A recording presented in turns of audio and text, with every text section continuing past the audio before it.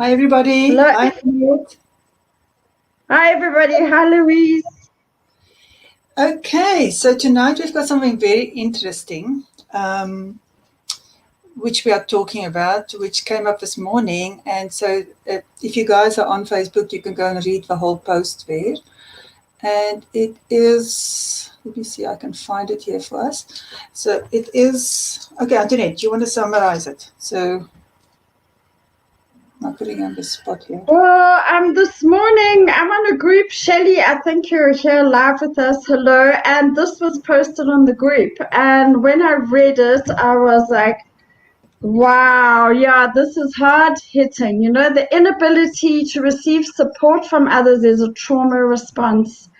And when I read through this post, I realized that in my past, pre-cancer, I could tick almost every box there that I was so over independent, not wanting to trust, not wanting to receive help, doing everything myself.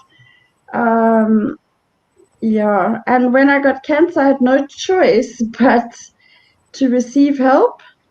And so much love came my way at a time when I was so incredibly vulnerable.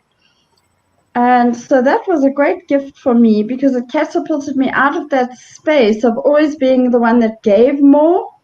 I was always the one that was giving, or always the one, yeah. Maybe we should even read it out. It was very profound, that post for me. So that's why we decided to chat about it. Thank you, Shelley. Yeah, thank you, Sherry, for that. It is really profound. It's it's something that I come across a lot, Antoinette. I think you can imagine. You know what? My job is helping other people to achieve a better life. It's rather frustrating sometimes to be on the sidelines and to watch somebody being absolutely convinced that they have to do this themselves. Um, So I get to do with this a lot, and it used to be me too. I had such a firm belief that I couldn't ask for help. I couldn't look vulnerable. That I'll be judged um, if I, if I even think about not doing something myself. I had a belief that nobody would want to help me, which was bigger than everything else. I wasn't. I, Nobody was going to want to help me, and therefore I just have to do it. And behind all of it, for me, was the belief system that it's my job. I'm supposed to fix everything for everybody else and for myself. It's my job. So when you've claimed that job for yourself, then it's not easy to ask for help. You sit with that belief system. It's enormous in your life. But I have to do everything myself. It's a limiting belief, but we believe it, and that's the problem with it. Yeah, and I think for me it was underpinned by an unknown, an unconscious belief system that I would just get let down, whether it was my staff at work or a love relationship or anything. So I just did it myself. And I never knew that was the underlying belief. In fact, I thought it was such a strength. I really thought it was a strength I was so strong. I mean, the things I did all on my own were ridiculous, from traveling all over the world to packing up a whole office of 11 staff single-handedly because I wouldn't let anyone help me. Insanity. And actually it really ended up contributed to me getting sick, I think. You know, And when I was we're going to have such a chorus there on the comments of me too, me too, me too, because I know a lot of people do this. Exactly what you've said just now. Sorry, I interrupted. Go ahead. And I just want to say something. The first coaching session I came to, because at the bottom of all of this, of course, is a lack of self-worth, I think, as this post says that Shelley shared. And you made me stand there about 20 minutes into our first coaching session and open my arms and legs and say, I am worthy. I'm worthy of love and of receiving. And I couldn't do it. You remember, I fell on the floor in a heap and I started crying like I was a baby. And I had no idea that that was an underlying belief system of mine that I wasn't worthy. And I really, really went through life thinking that it was a major strength, that I was so tough. So when I went on chemo, the biggest gift chemo gave me, I was so ill, I couldn't scrape myself off the floor. And I'll never forget one day having to phone my friend Erica and say, I have to get to a hospital. And the hospital was 45 minutes away from me. She had to drive half an hour to fetch me. And it took me, as sick as I was, it took me 40 minutes to make that phone call to reach out and ask for help. And she said, of course. And she dropped everything and took me. And not only did that happen, but I could not reach out and help all the other people and situations I was always helping because I was so sick. And people just came towards me and gave. Sometimes strangers helped me and loved me through this. And I realized how amazing it was actually to be helped and to be loved and to be vulnerable and to have to trust somebody else. That's the other thing my illness brought to me. I had to trust. I had to trust the doctors. I had to trust my own process, my own decisions, and because underlying all of these issues in that thing today is lack of self-worth, lack of self-trust, and therefore lack of trust in others and everything, actually. I am talking a lot tonight. That's me. Your voice is distorting a little bit, and I hope it's not a thing tonight, because I know there's bad weather all over, and you're in the middle of nowhere, and I'm in the middle of nowhere. It's a major miracle that both of us are here at the same time, and people can hear us, and there's no drummers going crazy in the background. So I just hope that everybody can hear you, because there's a bit of distortion. So maybe you guys I can think tell us. it's the wind, so I'm going to try and speak closer. Okay, all right. All right. Okay, so Antoinette, so a really important thing that you've just said is two things. Where, when we have this belief system, we don't have the ability to accept. That's like, we just don't have that ability. We don't know. It's a strength that we have to learn how to do it. We have to allow ourselves to start receiving. It's weird and it's wonderful to receive. And yet, when your belief system is cannot, then you have to practically bring into your life the yes, thank you system. Thank you. Without I have to pay, or how can I pay you back, or what can I do for you in return? And you've got to learn to start. Yes, thank you. It's magical. It's so easy to say that once you've done it the first time, you go like, okay, fine. The sun is still shining and the world hasn't come to an end, and I'm standing with a tray of eggs in my hand that somebody just given to me, and I've said, thank you. Now that's like literally what I did. That's where I started. I walked around the corner and there was somebody there and said, I brought you eggs. I don't know why. No reason particularly. He worked at an egg farm. He brought me a tray of eggs. Thank you. And after that, the blessings just started coming in. In the next 2-3 days, I got given so many things. It was, it can't be a coincidence. It's just, maybe I've just never said yes to stuff before and I didn't notice it. Maybe I was just working so hard to repay people and thinking I have to work for stuff. It can't just come to me. It has to be all me. So that's And the other thing was trusting, not trusting other people, not trusting anybody to do it as well as we can. Not trusting. I will not trust anybody. That's such a limiting adult child belief. Yeah, and I mean, I'm in a relationship now for 2 years where this man just does so much for me. And in the beginning, I couldn't accept it. I was like, you don't have to do this. You don't have to do this. I can do this all myself. I've been doing it my whole life. And he's like, I want to do this for you. And it took me quite a few months to start accepting, actually, that he just really wanted to do it for me. And he had no agenda other than wanting to do it and loving me. Yeah, you're blessed. I'm very blessed. Yeah. Okay, so I'm going to put this post up here for a minute. Can you hear me now better? Yeah, maybe we must check. We must just check on the comments. Check the comments. And just see if we can hear, if we are being heard. Yeah. Okay, come on, be a bit faster here. Okay, so I'm going to put this one up for now. I don't know why the comments are not going faster. There we are. Okay. There's a hello me too. I knew we were going to. Okay. Yeah. Okay. Moving. Hello, Nova. There. And there. And sound is Yes, all Robin.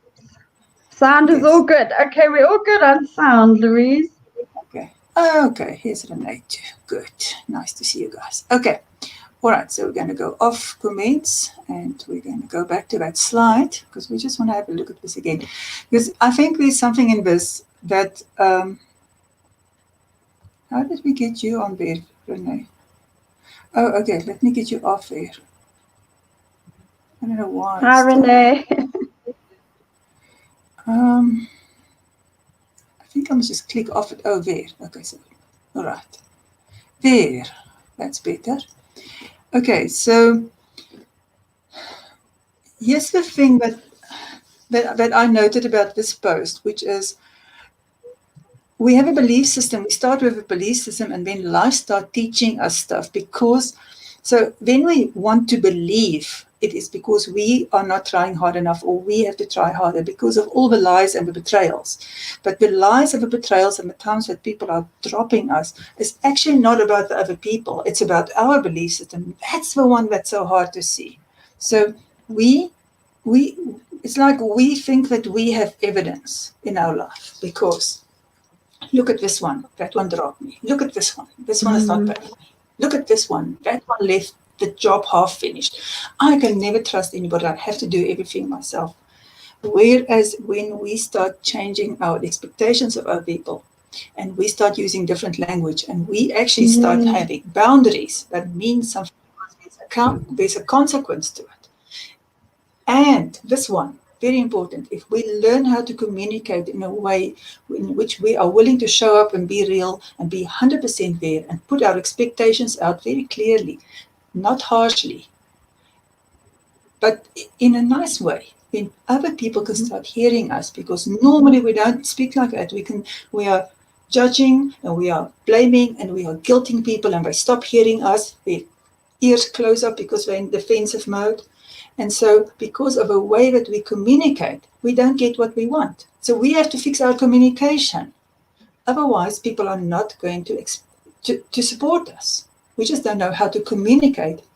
So we have to fix that, learn how to communicate properly, learn how to have difficult conversations, and drop all the child tools that we've been carrying around of judging, blaming, guilting other people, so that we can have an adult conversation with all people.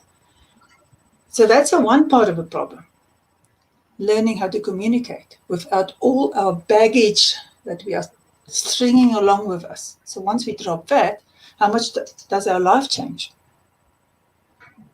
And authenticity goes with that. Everything changes then. Yeah. And then there's the other thing then that comes in, which is important, which is, let me see if I can get it. There. No, it's not the same one. There. Okay. So if we don't believe that we are worthy, which is in the post, then we are not going to stop doing everything for other people and we're not going to ask for support. So we have to start having a whole different mindset about it, which is I'm worthy of support. I'm worthy of relaxing. I'm worthy of taking a day off. I'm worthy of somebody picking me up and taking me to hospital. I am worthy. And bring it into our lives in very practical ways. So if anybody out there is still doing this, where you will just go and move that cupboard because you want it moved now, or you're just going to go and do this thing. You're just going to go and do this thing because you know this is how I want it and you don't want to be disappointed because you're going to die if you're disappointed. Just go out tomorrow and ask for help and let somebody do it their way. You won't die of disappointment. You may die from a broken back, but you're not going to die of disappointment. So go and change something actively in your life. Don't just talk about it. Go ask for help. Let somebody help you. Say, thank you. Just go do it. Go be different. But where do we start? Underneath, what do we do if we don't have a belief system? That's where your experience is telling us you have been forced to change your belief system because cancer let you run into a wall. It became so uncomfortable for you that you were willing to stop and to say, I'm doing something wrong. Right? Can you remember the moment when you realized something here is not working, something needs to change? No, for many years, something wasn't right, but I was searching, reading, workshopping, meditating, exercising, eating healthy. I was doing everything I thought to resolve. There's just something wasn't right, like I said last week, and because on the external it was right, but internally it was never right. So when I got cancer, it just stopped me in my tracks. It just snot clapped me. It was a smack that just, yeah. And so, of course, I stopped everything. And actually, because it all starts with self awareness, you see. So, stopping everything, I did hit a wall. So, I asked the question, why did I get cancer on an anti cancer lifestyle? So, I started, once you open yourself, you make inquiry. The universe gives you the answer if you're really willing to change and look at what's going on. So the first insight I got, I sat in front of my fire one day in Nottingham Road about a month into chemo, and I was like, well, what do I do now? I don't know where to go next. I've done every course, workshop, gratitude journal, blah, blah. And the message I got was to throw out every belief system I had and to start again. And I did that. And then I found you. And so it started becoming awareness was the first thing. I was so unself-aware. I thought I was aware because I was doing so many mindful practices and meditation and yoga, but I was not self-aware. I was on some kind of automatic pilot subconsciously. My conscious had awareness, my consciousness, but my subconscious was running the show. And so it was the insight into that started the change, that something was running my show that I was actually unaware of. But so I started. Look at the really important thing that you're saying, which is something, you walked into that wall and suddenly you became willing to let go of your old beliefs. I wish I could find a way in which people can walk into a wall without walking into it, because this is it's just part of his whole thing. It's just so much part of his whole belief system, which is why I love that we're talking about this tonight. I have to do everything myself. As long as we keep on over-controlling and pushing and we get results, why on earth would we stop? I have adrenal burnout. I have half a thyroid, and all of them are physical results of me having pushed that cupboard, do everything myself, work through nights, work, push, be stressed, be overwhelmed, feeling that I've got the world on my shoulders and why is nobody supporting me? And then actually being lonely because I don't know how to reach out to people and show people the real me. So, and then also always doing things for other people as well, not only doing everything in my own life myself, but so much output for other people or situations. And I mean, it's actually, I want to stand up. That's why I made a video about my journey with cancer. When I see people's lives, I get scared for them because I'm like, don't wait until you get that ultimate wall hitting experience before you change. But that level of change, Louise, is quite something. Yeah, to throw out what's working, because I had a successful life in inverted commas. It's not like I was in the ditches like starving.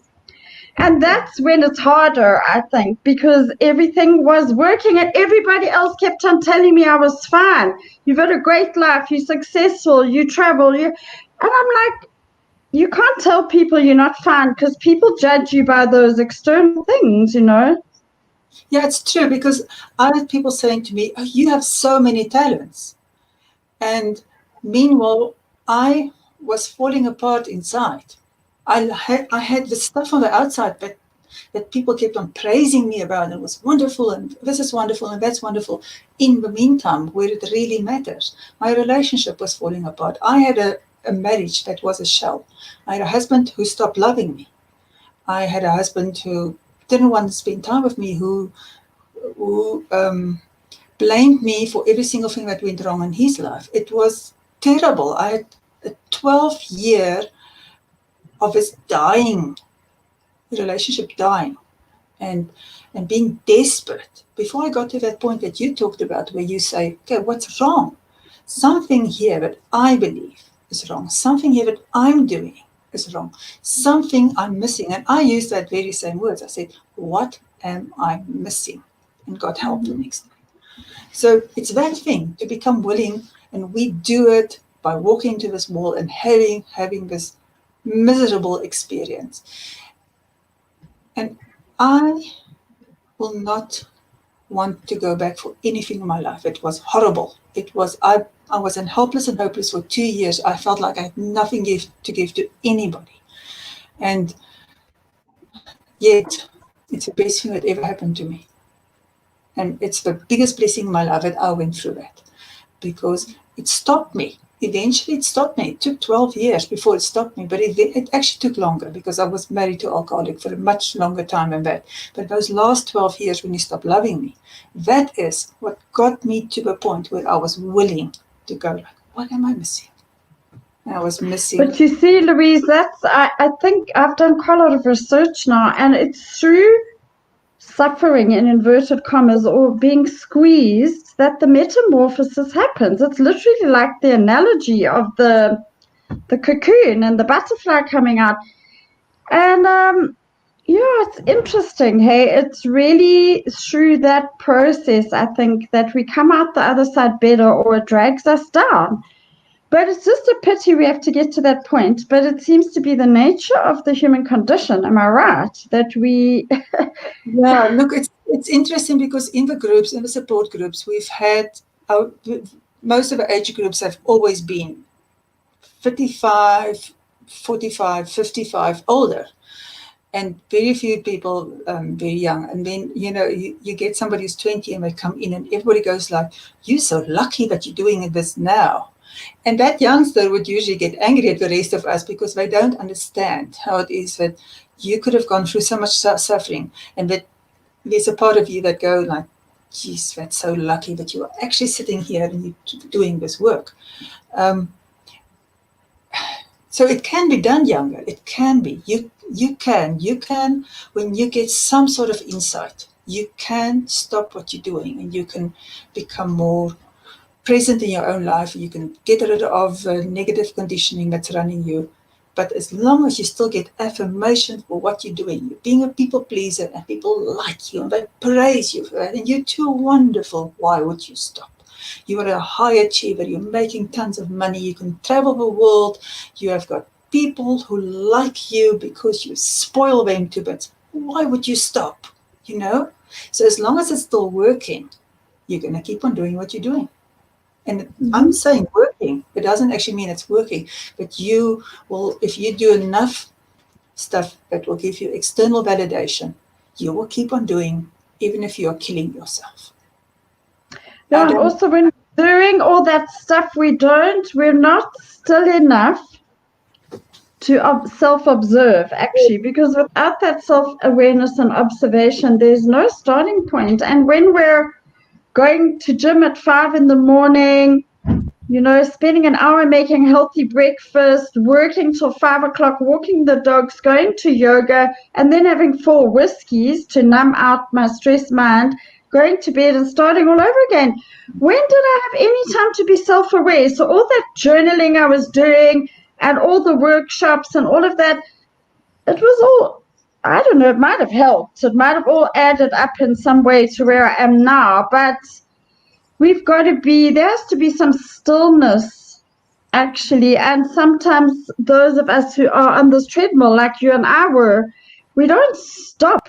And probably the reason we Yeah. don't stop as well is because we don't want to feel or see what's going on underneath all of that. How can you stop if you don't know that there's a different way? That's the problem. We're not like this because we want to be like this. We're like this because this is our upbringing, it's our conditioning, it's our survival skills, and this is what got us through life. So we are not willing to give up on it because it used to work. And even if it didn't work well, it got us grown up. And we don't have something to replace it. We don't have those life skill tools that we can put in the place of it. So why would we change? You only can change effectively if somebody gives you different tools. But Antoinette, I want to tell you something which is really very important. And this is, instead of looking just like, okay, this is tough luck and you need to walk into a wall, I want to tell you something which is very hopeful. That, if I have a mother coming to me and say, I'm so worried about my child, then I'll say to that mother, yeah, it's fine. You can send your child, and there's nothing wrong with it. But the person I really want to talk to is you. I want to talk to you, especially if you're a mother. Because women are nurturers. Women are the ones with the biggest influence in their immediate circle. And if that one woman starts doing this work, that woman might say to me in the beginning, I'm so worried about my son, can you help me? I'm so worried about this one, can you help me? And I have time and time again said, focus on yourself, do this own work. And yes, here's something that you can go and do for now. This you can go and try, that you can say, this is what this is where you can tweak the way that you normally handle stuff. But trust in yourself, because when you do this work, everybody around you is going to change. You are going to become more of an actual adult. You're going to have tools. You're going to behave different about people. People are going to migrate to you naturally. You're going to have an enormous influence. One person getting better, just that one, influences at least 16 people around them. If anybody who's done this work, start counting how many people. My children, Wow. their new spouses, or their spouses, their children, my friends. Just think about that. It needs one person. You know, I I do this as a living nowadays. So for me, just to see everybody who goes out and and how their families change and the people around him change. Not only the person in front of me changing, but everything that changes. That is the thing that we need to focus on. We can't change the whole world, but if we start here, right in front of us, right here, we can change a lot of people around us just by us being different. That is the hope. This is the thing that I want everybody to hold on to. You don't necessarily have to walk into a wall. We can start with this generation. We can do that love revolution that we like so much. We can do it. We can start living differently, and we can start being a positive light in everybody else's lives. But do we sometimes have to walk away from situations and relationships, jobs? I mean, Anita Majani said that. She said, when you start doing this transformational work, you may have to leave your backpack behind. And that might mean changing careers, leaving relationships, moving. And that certainly, for me, I changed every single thing in my life, actually. Not all at once, but so Yeah, that kind of change is also not always easy, because it requires a lot of. I agree with it, but I don't. It's not like you have to go and change everything in your life in order to change. It's being a willingness to know that things will start happening differently in your life. You are suddenly going to find you don't need this thing anymore. This one you can say goodbye to. This activity, I don't need to push all the cupboards into position anymore. Like, God, no, that one. Oh, hello, can you come and help me, please? That's like a new natural. I let go of that. I don't have to over control everything anymore. I don't have to do everything on my own anymore. I can ask for help. So, but also a whole lot of stuff that I was doing in my life, I had to let go of it. Because one day I realized that this thing that I now have, this joy and this peace and this ability to come back to myself and have this inner strength, was such an amazing gift. To have that, then I had a responsibility to help other people to find it. Because that's a way of living that is so blessed. I'm full of it. And I just have to share it with everybody. And I want to help as many people as possible to do it. And therefore, I had to drop a lot of stuff. Are you still doing cooking classes? No. Okay, was it easy to let go of it? No, I like cooking and I'm good with teaching it, but I had to choose. I couldn't do everything. I had to choose. So some stuff was hard for me to let go of. Some stuff was easy. If somebody's toxic around you, and it's like, okay, fine, I'm going to choose not to hang around you that much.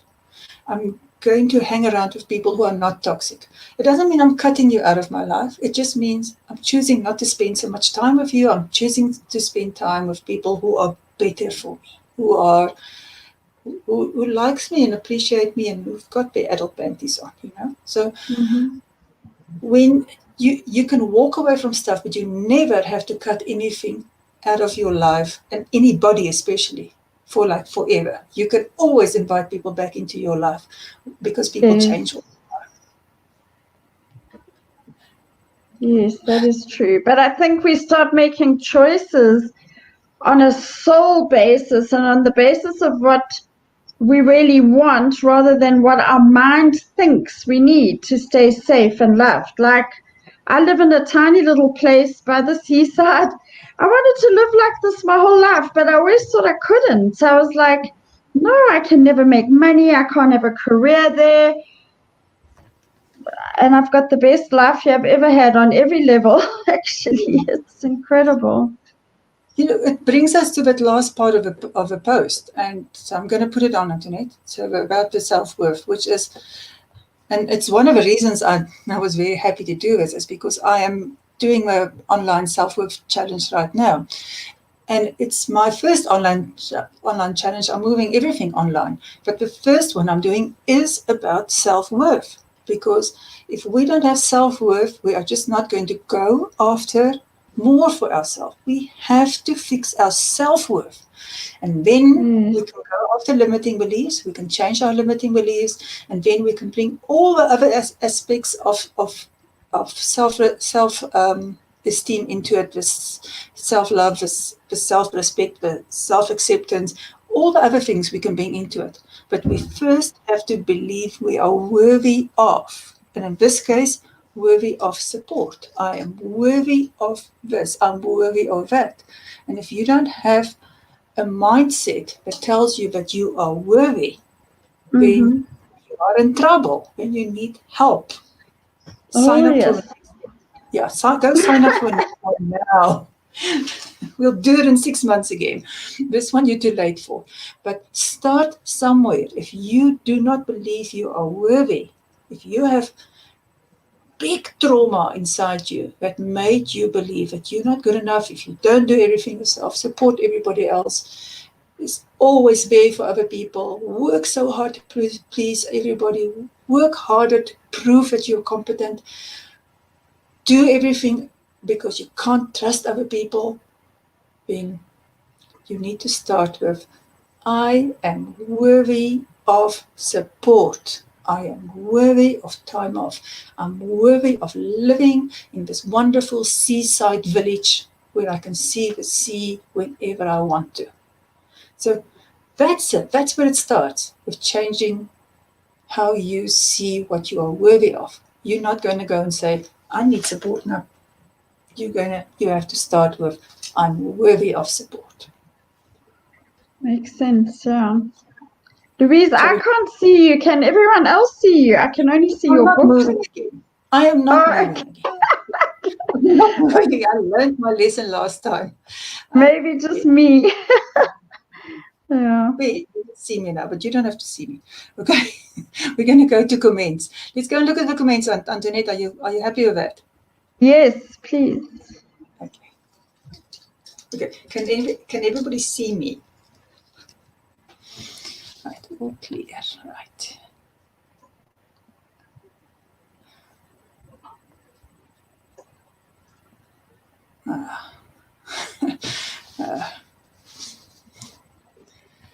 Okay. All right. Preach, Yeah. Louise. Yeah. Right. So there. Let's go there. Very public traumas. Yeah. I like what you're saying there. It's a conscious survival technique. And it ties in with what you said earlier, that you have to become aware. You have to be awareness is you have to be aware that you are living on your unconscious, and this is what I call your sleepwalking. And then one day when you start noticing all of this, then you wake up from sleepwalking, and then you start to see all these debilitating thoughts and thought patterns and outlooks that you've had all the time. I'm preaching again. That's what you're here for. Yeah. Thanks, Linda. Okay. All right. See, Renee says she can see us both. Okay. Yay. Okay, Right. it's just me that can't see you. Yeah. This one I like simply because I existed. That's good enough Did for you see every. what she wrote before that? Yeah, I did. Yeah, I read it. Yeah.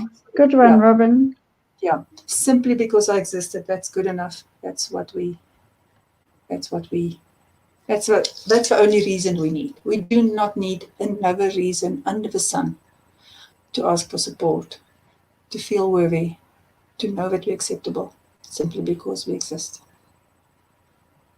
It's And until I read Anita Majani's Dying to Be Me, I never realized that very thing. I was like, I never felt worthy enough. And she said in that book, God loves us, all of us, every single bit of us. We don't have to be rescuing or helping or people pleasing or anything. We just have to be who we are. And I was like, wow, really? Oh, no. It's hard to believe, actually, that I was in that space 3 years ago. yeah, it's an enormous blessing to walk into a wall in the end, even when we say we don't want anybody to do that. For all of us, walking into a wall gives us the opportunity to change what we haven't seen. Yeah, but I was also blessed with the sessions I had with you, and I had a lot of good help along the way. But that happens when you have firm intention. You get what you need. I Antoinette, think. I can't help everybody. As much as I would like to say, yeah, I've helped everybody who's ever come to me, I can't help everybody. I can only help people who are willing to change how we look at stuff. So you mustn't take away any credit from yourself.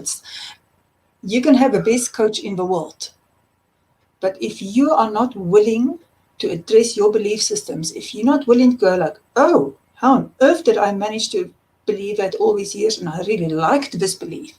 It's not only that you have a belief system that you are rigid about, it's actually that you like this belief system. I like being so self-sufficient and I can do everything. It makes me feel so good about myself, so I will just keep on doing it. I like that so many people depend on me. I feel so good about it, so I'll just keep on doing it. I like being able to do this and this and this and this and this. It makes me feel that I am unmissable.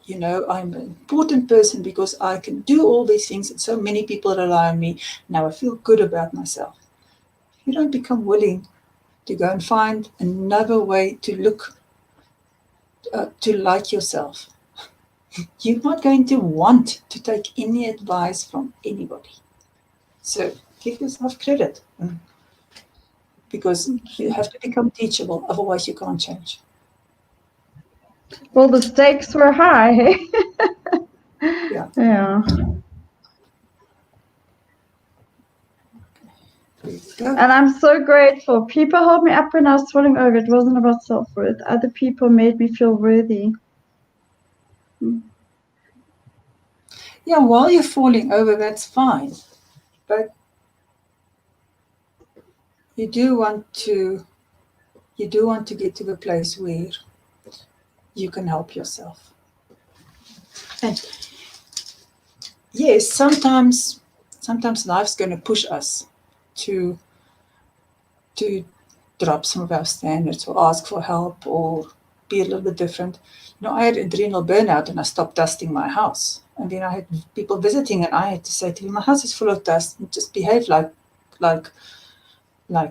family and just go and help yourself, and you're not going to get breakfast in bed. In fact, if I get out of bed before 11 o'clock, it's going to be a minor miracle. So I had to be willing to show up and be real and be vulnerable. And it was because I had adrenal burnout. Because if I didn't have it, then I wouldn't have changed my very firm belief that I have to be the perfect hostess and get up at 6 and do a free meal, free course breakfast, and have everything perfect and not a speck of dust, and that I'll be judged and I'll not be good enough and I'll be abandoned. So I had adrenal burnout.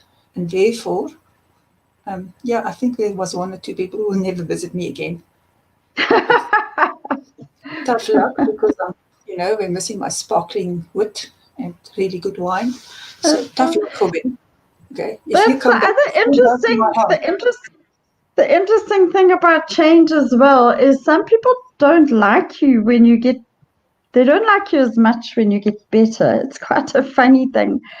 I mean, I've met all new people here where I live, so they knew me already as I was now. But some of the people from my past, they don't quite. I don't know. They don't feel so comfortable with me this way. It's quite interesting that. It's not you they don't like, it's your boundaries they don't like, because they used to be able to tell you exactly what to do. Yeah, that's probably the bottom line. Yeah. So they don't like the fact that they can't guilt you and blame you and control you into wanting what they want. So it's not you they don't want, it's just they don't like the effects that it's having on their lives. Tough luck. Tough luck. Because you're the only one who can be here for you. Nobody else can be here for you. Okay, so do you have anything else you want to add? It's like being a marathon. Okay, so guys, you need to go back and take notes and write essays about this and go do your homework. No, we can't just stick with one subject, can we, Antoinette? Well, they're all interlinked, Louise. Yeah, That's they're all interlinked. I think you should give us a tool or two. What tools do we use to do this? Because it's all around talking about it, but it's quite.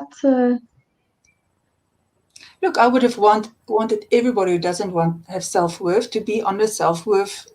You really challenge. do have to start. Yeah, to do the self-worth work. If you you're putting me on the spot, because it's not an easy answer. It's I'll give you an easy one. Ask for help and start with what's right in front of you. If somebody brings you breakfast in bed, say thank you. No, I have to do it for you. Okay. If somebody gives you a tray of eggs, say thank you. If you have a cupboard that needs to be moved to somewhere else, go walk down the passage and go call somebody and say, would you mind doing this for me? I will really appreciate it. And then say thank you. Don't think you have to do everything. Let other people do stuff. Start there. It's small. Everybody can implement that in their life today. Everyone can take help from other people today, but be clever about it. When have a a conversation with yourself. Say it out loud if you have to. I'm going to go walk down the passage and I'm going to go ask somebody to help me because I'm worth it. So as soon as you start saying that, I am worth it, you're starting to cement a new idea in your head that you actually bloody well worth it because you are. Like Robin says, because you exist. Just You are. because you are, yeah.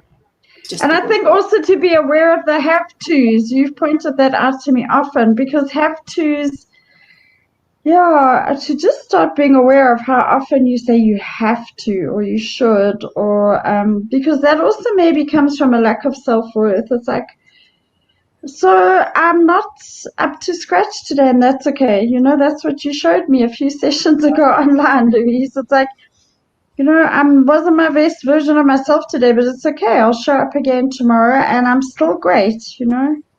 Anyway. Just drop that one have to. You don't have to drop, you don't need those words in your vocabulary, no matter how fond you are of them. You can get by fine without having those words. Have to, I must, I should, I ought to. You can cut them out of your life. Your life won't be worse. In fact, it would be miles better. But drop it with this one. I have to do everything myself. I have to take all the responsibility.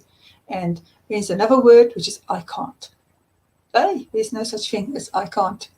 It is I choose not to, but I can. I choose not to ask for help, but I can. Get rid of it, I can't, and replace it with I choose to. And It's then amazing how automatic it comes, though. Linda and I have been calling each other on it because it's like, it just comes out of my mouth still to this day. And I'm like, yo, okay. But I can catch myself often now, but sometimes it just comes. It's like so ingrained, you know.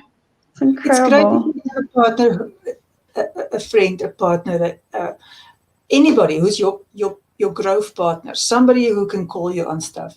So somebody who can say to you, oh, where's the self-bashing again? Or if you don't have somebody who can do it for you, go put a bottle with buttons on your kitchen counter, and every single time you do one of those things, self-bashing, or I have to, or I ought to, or tell other people they have to, because that's just rubbish. You can't tell other people they have to. You can say, I would prefer, or it would be a great help to me, or um, this is really uncomfortable for me. Do you think you can change this? You can request. But you can't tell other people they have to. They're not children. So if you use any of those words, put a button into your bottle on your kitchen cabinet and try not to get it full. Try to keep it empty. Just that awareness you're using it. So whatever tool you have to, whatever, whatever tool you choose to implement, you, as long as it brings you awareness, something that will work in your life, you just don't need it. You can ban those words. Okay, let me see what's this one. Oh, I can see you again. Yeah. Yes, it takes practice, Robin. Yeah.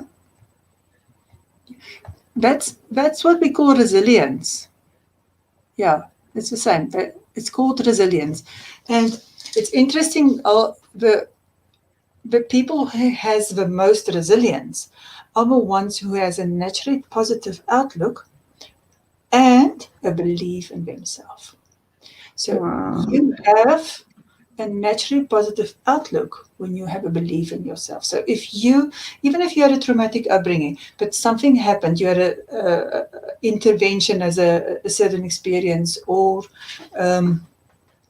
you've had a saving person in your life who validated you. That is sometimes all you need to have a belief in yourself. When you have a belief in yourself, or you have a skill, or you have a talent, and people start validating you for that, there is no negative about it, because once you start believing you can do something, your attitude becomes more positive. And that is what gives you resilience. So, Robin is a naturally resilient person here, I think. Mm-hmm. Mm-hmm. Because if you come through all those public traumas that you talked about just now, And you can still, in the end, no matter how long it takes to get through it, because we don't need to get through traumas immediately. Nobody must think that when you suddenly become emotionally mature and you feel wonderful about yourself and positive, that life's not going to happen and you're not going to have traumas. You'll just have more resources in order to work through it and faster get to the blessing in it, and to accept what you don't want, accept what you don't like, and carry on and take only lessons and only blessings from it. Because you can't change that stuff that you don't like. You can just take a lesson from it, and you can learn how to live with it and how to feel your feelings and transform them into something that is going to make you a more resilient person.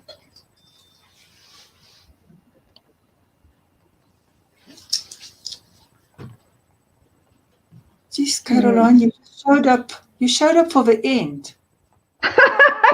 Caroline. Sorry, that's funny. Life is the gift simple. Yes, Robin. No, That's we're so lovely. happy to see Caroline. It's just we're not going to see much of you for very long. So we're at the Oh, end. Caroline, we have. Yeah, welcome. It's nice to have you here, Yeah, even if it's for 7 minutes. yeah. You know what, Robin? Life is a gift, and it's true, and it's wonderful to have that mindset. But also for me, every single hardship is for me a gift. And what I'm doing now is I don't have to like something, but I immediately skip all the other parts. Okay, not immediately. Sometimes I sulk for half a day. Okay, my husband just broke his leg. It took me 3 days to stop sulking. But I, even in the middle of my sulking, I already know there's a blessing in it somewhere. I need to accept it. I don't like it. It's throwing my whole life upside down. I do not like it. But I know that the minute I find the acceptance, that I will find the blessing in it. And it's a shortcut. And you get there eventually. And then one day when you get it, you go like, oh, this is what Louise was talking about. Now I know. At the time when she was saying it, it sounded like, no, woo, woo. But when you actually get there, when you start living in acceptance and excitement, and you look for the blessings, you get there faster. You get through all this shit that life's throwing at us. You get through it faster. And Louise, another thing that's really changed for me is I'm okay with not being okay. And that has been, it sounds so weird but it's been such a huge transformational thing for me because I really thought I had to be happy and zen all the time. And it's okay if sometimes I'm just not okay. And that's also okay. And it just passes. And I don't have to be this happy, zen, successful, outgoing bunny all the time. I can just be. Sometimes I'm not like that, and that's just the way it is. But also, I mean, if you don't acknowledge your feelings at the moment, if talking about bunnies, say your bunny died, and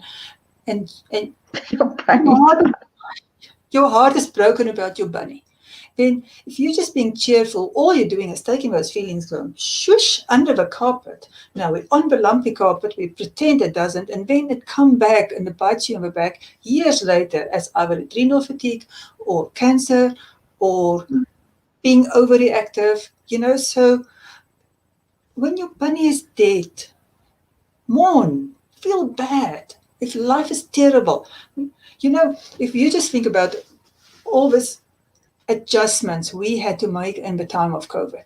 And we just went from the one adjustment to the next adjustment because we just kept on losing stuff. We lost community, we lost freedom, we lost choice, and we had to adjust to it absolutely all the time. And here we are, all of us, sitting in this new normal, and we have adjusted.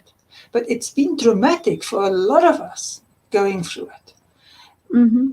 You have to say to yourself, I don't like losing my freedom. You have to say to yourself, I miss my friends. You have to, instead of just like squish under the carpet, I'm pretending I'm like all the zen and happy, like you say, you have to go through every stage in life and acknowledge it so that you can work through it. The feelings are not going to kill you.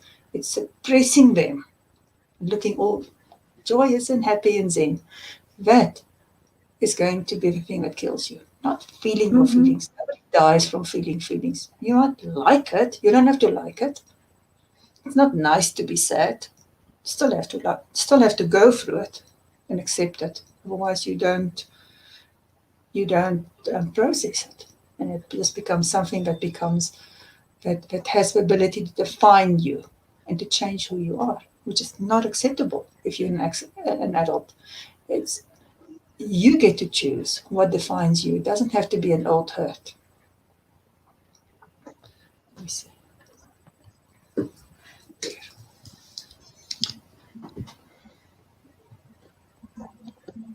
Oh, Caroline, can't you come with your big questions and do and the beginning of an hour? This is a big one. How do you handle the ongoing world? It's a very good question, but now we need another hour for this. Okay, so it's not about handling the ongoing world because you can't control any of it.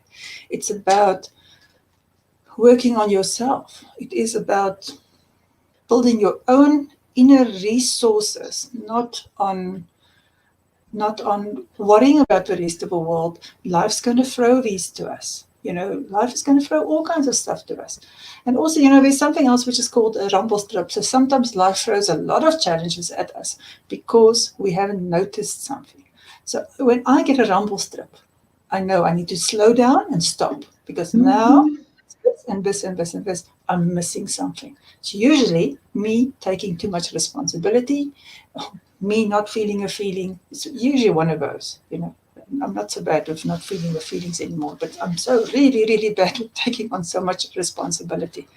So a rumble strip is there to teach you something that you're missing. Just concentrate on yourself. It's the short answer. This one was a good one. Okay, so I like this one. My husband's bipolar. I've decided I can't and won't rescue him anymore. I'm now on a journey to do what's best for me. Yeah, that's the way. That's the best way. I'm worthy of living my life for me. Until you put yourself first, you can't heal. I like what you said earlier. If I heal myself, other around me will heal. This is the hope for my daughters. Yes, absolutely. It's a really, really, really. But it's very hard when you're with a bipolar person, sure. Yeah, bipolar is one of the hardest things to be with. My husband's got ADD. There's not a single day that's a walk in the park. Not one. It's a awareness thing all the time. So, yeah, you can't. It's the cards you've been dealt. And I had to learn this with my husband with ADD. Exactly the same thing. I can't live his life for him. He has to heal his own things. And so he's now my support system. Like, seriously, you know what that man on the crutches are doing right now? He's taking the stuff out.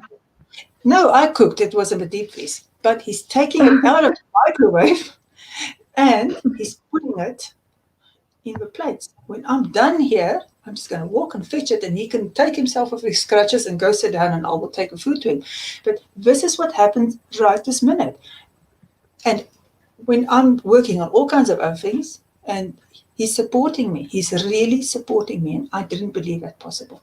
So it had to start there. You have to let go of a guy with a bipolar so that he can learn his own coping skills and be the adult he's supposed to be. And that way, it's a blessing to both of you because other people are capable of being their own responsible people when we let go of it. When we think we have to do everything for somebody else because they're not capable, it's a bit of an insult to that person. And it's a little bit of a, I'm so important and I enjoy doing this for you. That thing is there. So once you let go of it, and usually because life has just become so hard for you, you're so tired, then you can let other people be their own people and be there to support you. For me, this thing that I can say my husband supporting me, geez, it's like the biggest thing under the sun. My life has changed like this because I let him have his own consequences and I asked for support. I really asked. I said, you said you want to support me. So can you help me here?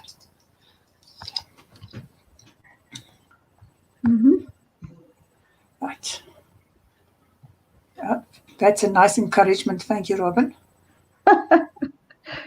You're in it, so you're not done. Caroline's going to take care of her rumble strip. Okay. All right. So you're letting him have his consequences, Michelle. That's what you're saying. Good. Okay. That's amazing. Yes, you're right. Yeah, there's evidence that we can learn the behaviors we wish to do. Look, it's been, yeah, you know, when I wrote my book, it's always next to me. When I wrote my book, I had to go ask his permission because his story is, he had to read it and he had to be okay with it because his story is being shared in that. And I've got enormous respect for the fact that he went. But you also have to see the other side of it. That if I didn't do all these things that we talked about tonight, I would still be holding on to that belief it's my job to fix him. I had to drop it. That's why I love what you're saying, Michelle. I had to drop it. I had to not be the catch system. I had to take care of myself. I had to not believe I can't ask for help and I can't get support and I am not worthy of. This is wonderful. It all ties together, don't you think? Mm-hmm. Right. Yeah. Okay. We just have a wonderful audience, don't we? Yes. Yeah. Thank you guys for everybody who shows up and sit right through us talking, and comment and participate and share your stories. I'm so appreciative for you. So thank you so very much for all being here.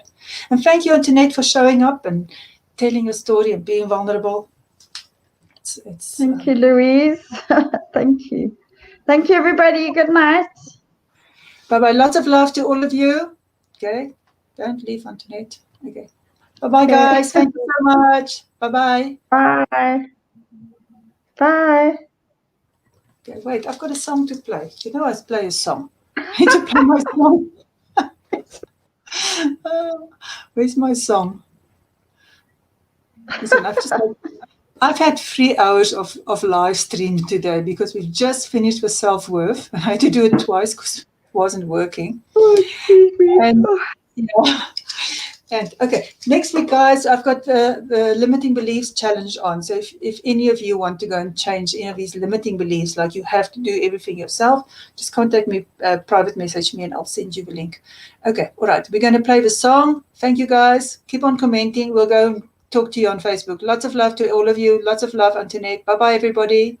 Say bye, Antoinette. Again. Bye. Bye.